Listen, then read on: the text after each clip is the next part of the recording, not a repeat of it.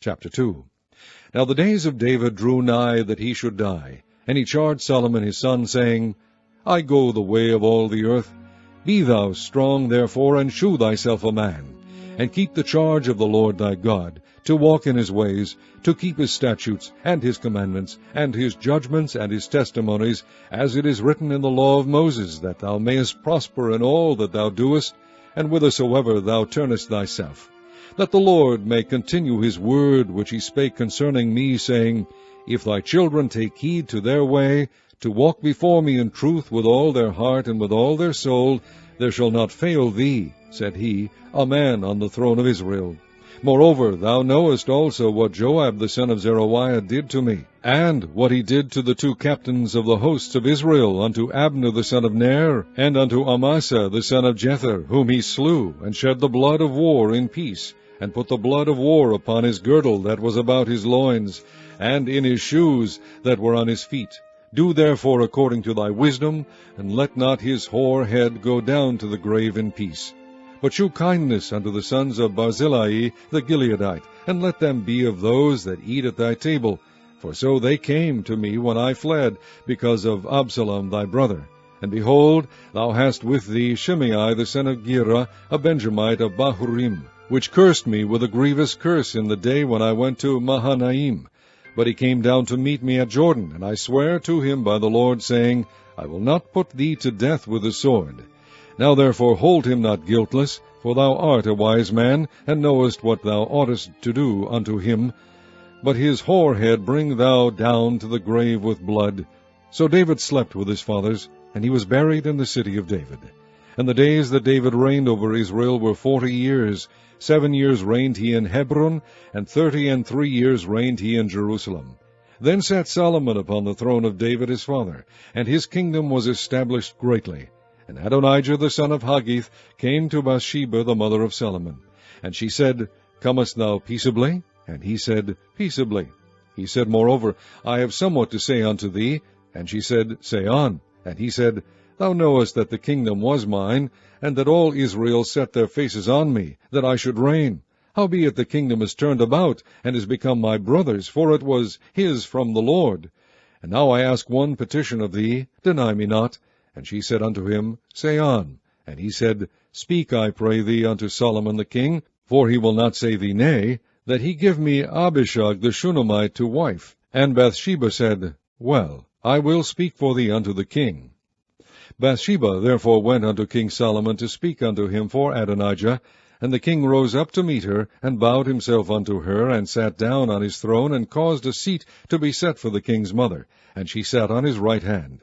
Then she said, I desire one small petition of thee. I pray thee, say me not nay.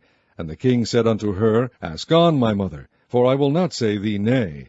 And she said, Let Abishag the Shunammite be given to Adonijah thy brother to wife.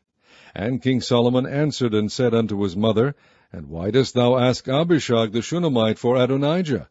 Ask for him the kingdom also, for he is mine elder brother, even for him, and for Abiathar the priest, and for Joab the son of Zeruiah. Then King Solomon sware by the Lord, saying, God do so to me, and more also, if Adonijah have not spoken this word against his own life. Now therefore, as the Lord liveth, which hath established me, and set me on the throne of David my father, and who hath made me an house, as he promised, Adonijah shall be put to death this day. And King Solomon sent by the hand of Benaiah the son of Jehoiada, and he fell upon him that he died. And unto Abiathar the priest said the king, Get thee to Anathoth, unto thine own fields, for thou art worthy of death. But I will not at this time put thee to death, because thou bearest the ark of the Lord God before David my father, and because thou hast been afflicted in all wherein my father was afflicted.